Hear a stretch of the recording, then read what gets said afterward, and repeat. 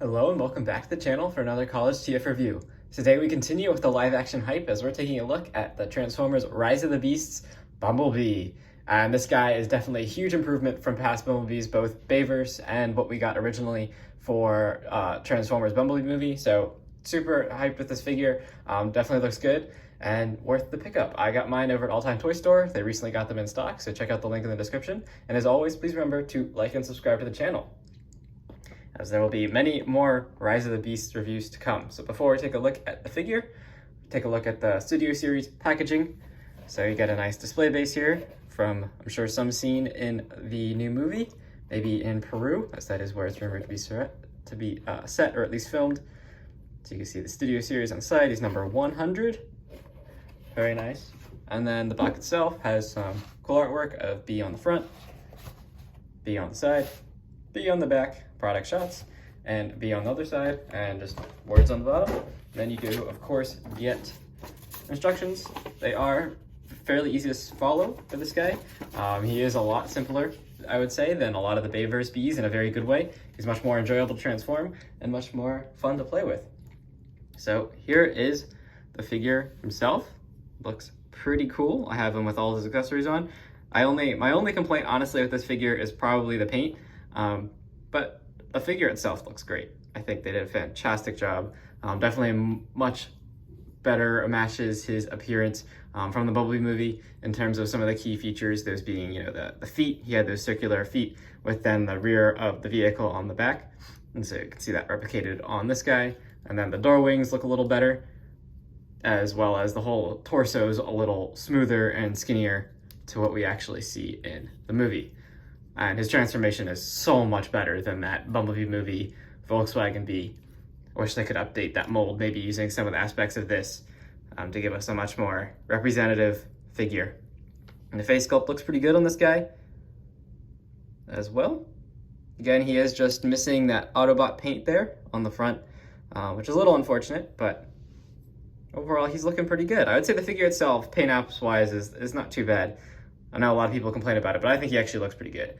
The only real sore part of this figure would be this blade. Why it's not painted silver, I have no idea.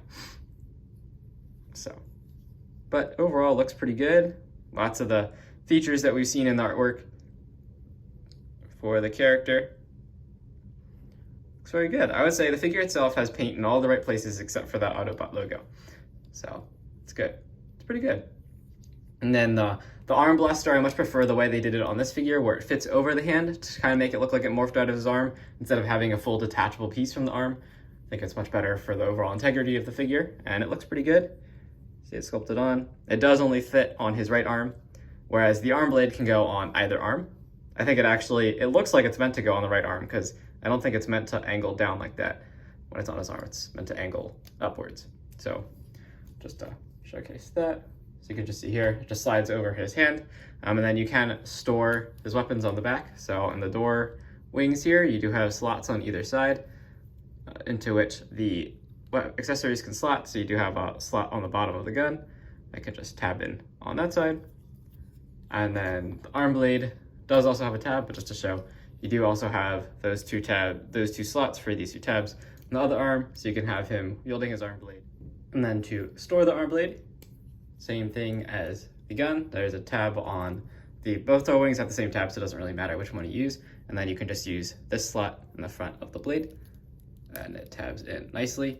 Now the blade, if you store it on the other side, actually so the only thing that does matter a little bit is you have different cutouts in the windows here. So you can see this one's kind of like a square shape here for the gun, whereas this one's a triangle to fit the sword. So that part does matter, so I guess you do have to put them on the correct sides, but you can store his weapons on his back if you need weapon storage. Just have B fighting with his fists. So pretty cool, very nice. Move those for now. Take a look at articulation. So he does have a nice ball joint at the head, so you can do side to side, up, down, down, up, down, not to a very significant degree. It's kind of more just straight, but you can look up a little bit, so that's pretty good. And then we do get ball joints at the shoulders, which are nice and stiff. And of course, you can't quite go all the way around perfectly because of the way the doors are angled, but you can, just maneuver it around. And then you can go up all the way. And then nice swivel here at the elbow, 90-degree bend also at the elbow, no kind of wrist articulation. And then it does have a nice waist rotation, which goes to about there. And depending on how you move the back stuff, you can get it going all the way around, which isn't actually required for any part of the transformation. So that is nice to include. Then he does also have ball joints at the legs, so it can kick out to about there. So not the full split. Can kick up very high, very good. Full karate kick. Kick back to there, and if you move some of that car stuff out of the way, you can get it kicking a little bit further. Then you do get 90 at the knee, which actually I think that joint looks pretty good, pretty clean. And then the feet are actually very articulated, so you can get them rocking in, rocking out, but no up and down. So pretty good. And his feet are pretty big, so you can get him in poses very easily. He just stands pretty naturally. And then of course you can pose the door wings however you would like. And then the wheels are just kind of fixed there. And he does stow away pretty clean. Like this is some of the cleanest backpack we've seen for a Bumblebee figure, so that looks pretty good. Very nice figure. So for some size comparisons, or a size comparison, so I've only reviewed one Rise of the Beast figure thus far, but don't worry, plenty more to come. That is Battle Trap, one of our main Decepticon villains. So you can see how they stack up together. Battle Trap is a big Decepticon. It actually is pretty impressive how well he stows away into his vehicle mode, which we'll showcase a little later in comparisons in vehicle mode. So there you have that comparison. Battle Trap definitely looks like he could take out Bee pretty easily, honestly, but we shall see in the movie. Hopefully it doesn't come to that. Definitely want Bee to live. Bee is amazing. So for transformation, it is, like I said, pretty enjoyable compared to past Bumblebee figures and in general compared to many of the live action movie figures. So to begin, you want to come to the back of the legs and just flip out the back of the car.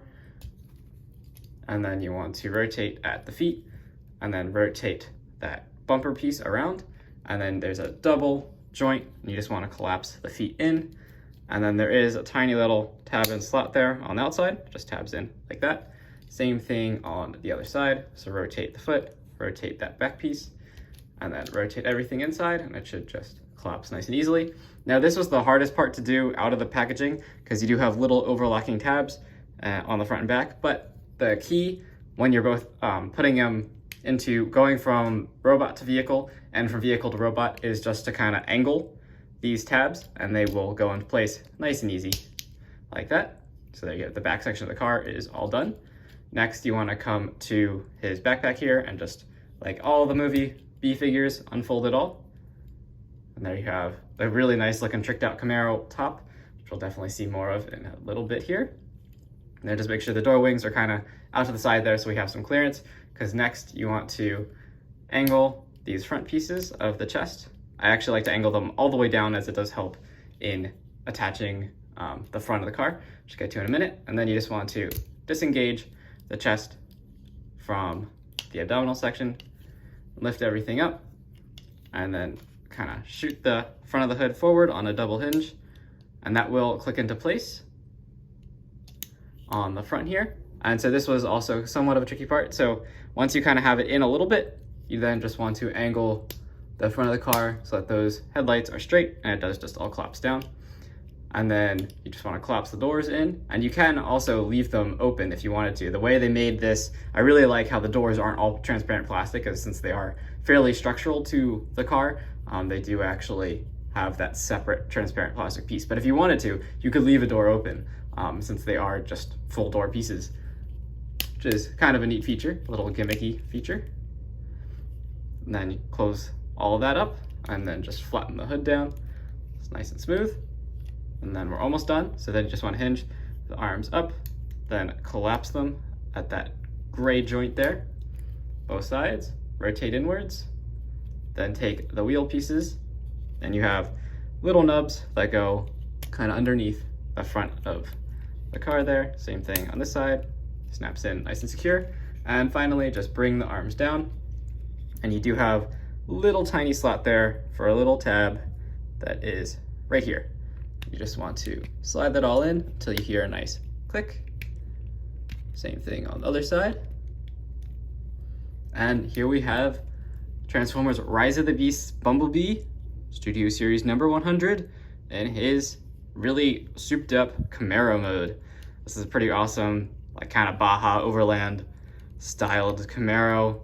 The nice roll cage, super beefy tires, nice bumper. Looks pretty sick, and you also have those fun window details on the back. And I think the paint apps on the vehicle mode are pretty sufficient. The only thing that is a big downside of the vehicle mode is his arms are hanging out like all Bumblebee figures. And since this guy's kind of lifted, they don't really stow away inside as well as some of the other figures. But other than that, I mean, you have the nice paintwork on the headlights, and you have the bumper and the roll cage in black. You have, of course, your obligatory black and yellow striping. And then you do have taillights painted on, which is a step above many of the movieverse Bumblebees. And on the underside, you can see, of course, Bumblebee's face, which, I mean, in the Bumblebee movie was somewhat accurate, as she did see his face. So, you know, never know. And so that is his Camaro mode, which looks pretty sick. And in terms of weapon storage, you can come to the bottom and you can use the tab on the top of the sword here, and that goes into that slot. And it is a very secure connection, despite that being actually like a split joint from transformation, so nice and tight there. And then you do have a little extra slot, it's kind of hard to see, in the bumper here on this side. And that's for one of the top tabs here on the gun. You can just slot in to the bumper, and there's your weapon storage. Of course, the gun on the back definitely does not look the greatest. Kind of looks like he lost his engine and now it's sitting out back, but the sword definitely stores away very clean. I'm actually kind of surprised they didn't find a way to like stick the gun all the way in there. I mean, if you wanted to, you could probably stick it under the sword and it'll hold fine. So that is his robot, or his vehicle mode, and it rolls nice and smooth. And I will say, since they are pegged on wheels, I did actually, the back wheels didn't roll super great out of the packaging, so I just swapped them because they're really easy to pop out, and now they roll perfectly. So, you know, if you have any wheel roll issue, that's probably the easiest fix. Now we'll get into some comparisons. So here we have Bumblebee next to Rise of the Beasts Battletrap and his, I'm sure, Easter egg Bernie's Towing Company. Just so you can see. I mean, you know, for how big this figure is, how much he compacts, he's actually, I think, shorter in length. Remove the gun from Bumblebee. He's like the same length as Bumblebee, yet he's, you know, another half a figure taller. So there's that comparison. There's them side by side from the back. I mean, so far these figures have been stellar. They're both really fun to play with in robot and vehicle mode. Fantastic detailing. I mean, even the dually wheels on this guy in back, that would be awesome if they incorporated that into Optimus's figure. But that's you know, nice. You even have taillights. Everything on these figures is quite enjoyable, and they look fantastic. And their kibble management is pretty good in both modes. Certainly are looking pretty beastly with their, you know, armored up appearance, and it'll be really cool to see these figures in the movie. So thank you for watching this review. Again, check out the link in the description below, and as always, please remember to like and subscribe. Really helps out the channel. Check out my Instagram. Stay tuned for the latest reviews, and I'll see you in the next Rise of the Beasts review. Thanks for watching.